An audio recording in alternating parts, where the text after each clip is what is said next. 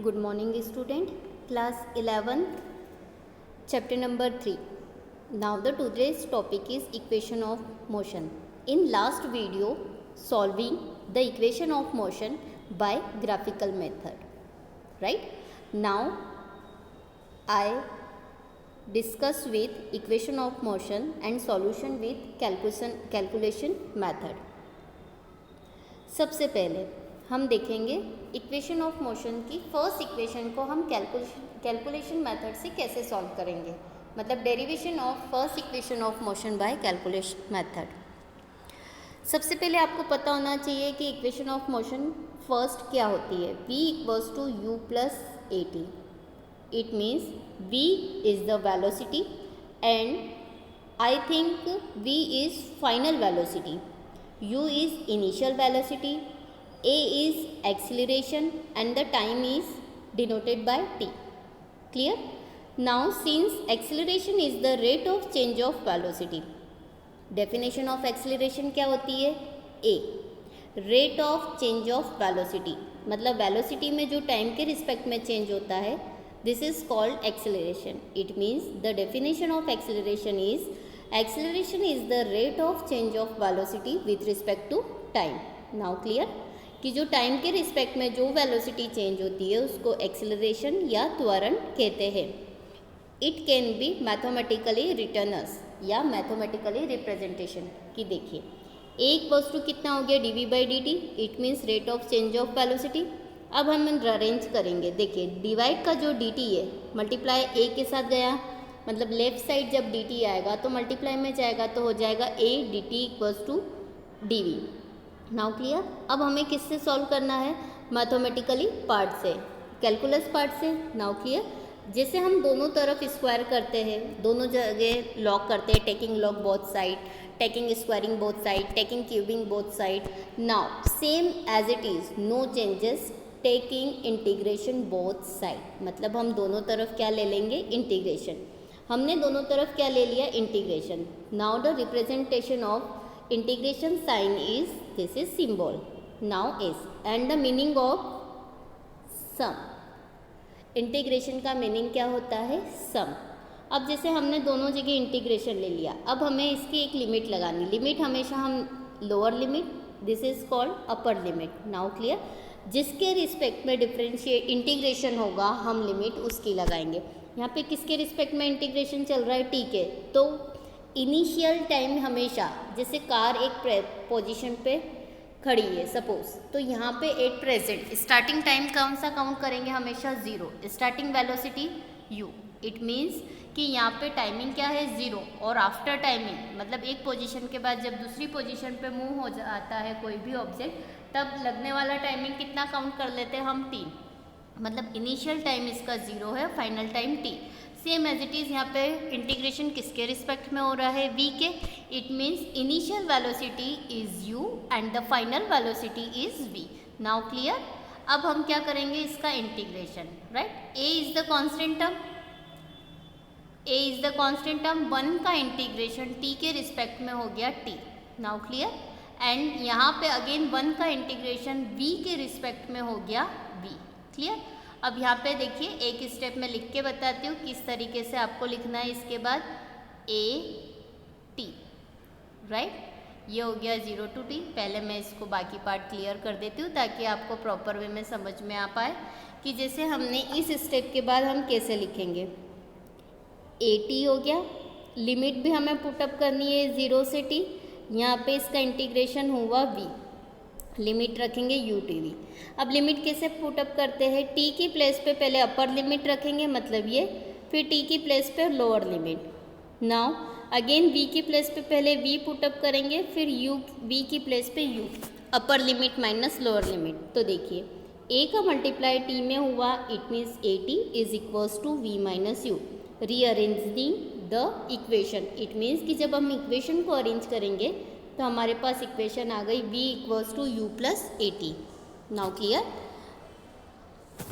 Derivation of second equation of motion by calculus method. अब velocity की बात करेंगे हम। वेलोसिटी की डेफिनेशन क्या होती है?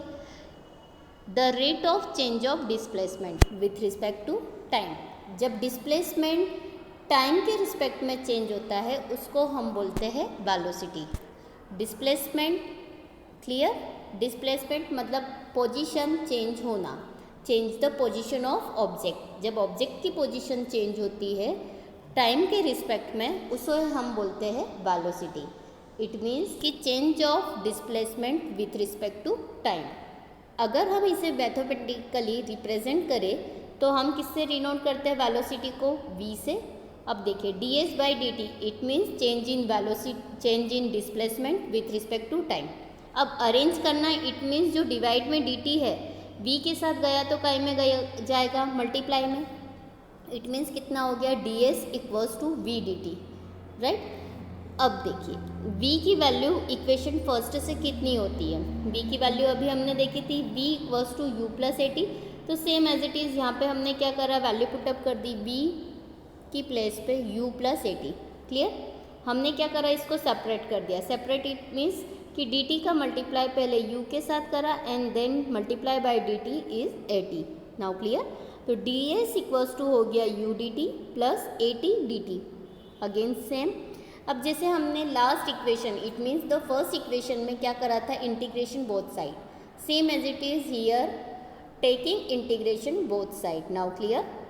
Integration ds is equals to integration u dt plus integration a t d t. Clear?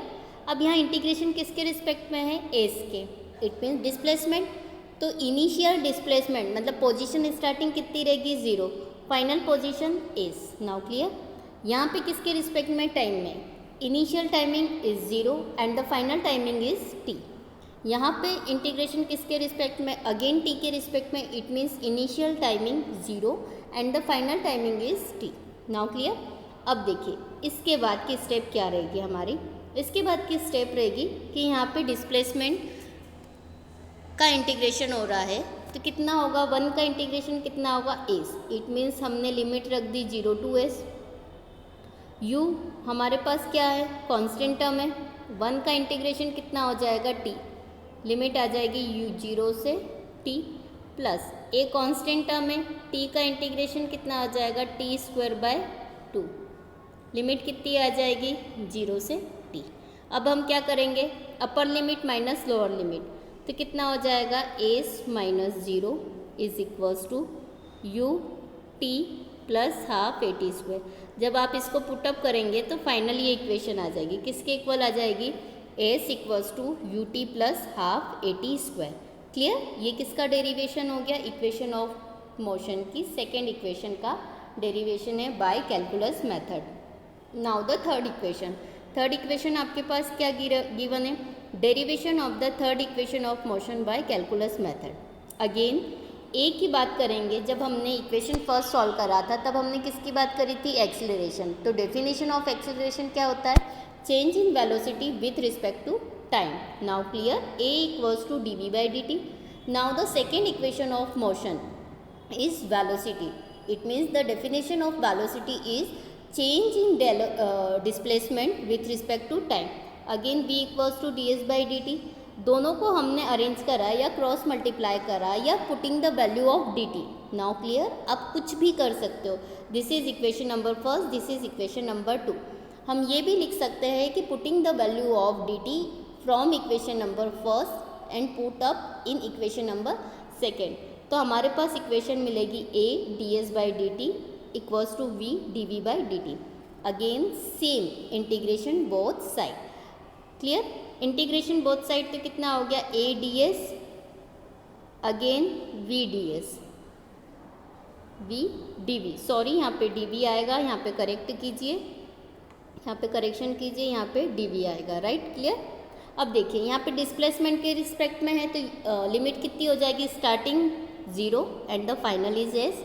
Again v के रिस्पेक्ट में इंटीग्रेशन हो रहा है तो initial velocity is u and the final velocity is v। Now clear? a is the constant term. 1 का displacement के according integration हुआ s। Limit हमने पुटअप कर दी 0 टू s। अगेन b का इंटीग्रेशन हो गया v के रिस्पेक्ट में v स्क्वायर बाय 2। कितना हो गया 0 to u to v, sorry u to v। Now upper limit minus lower limit, तो ये कितना हो जाएगा, upper limit minus lower limit a s minus 0। यहाँ पे पुटअप करा तो v square by 2 minus u square by 2, तो हमारे पास इक्वेशन कितनी आ जाएगी, ये आ जाएगी v square equals to u square plus 2as। तो इस तरीके से इक्वेशन ऑफ मोशन की तीनों इक्वेशन को हमने किससे सॉल्व करा है, कैलकुलेशन मेथड से। Now clear, thank you.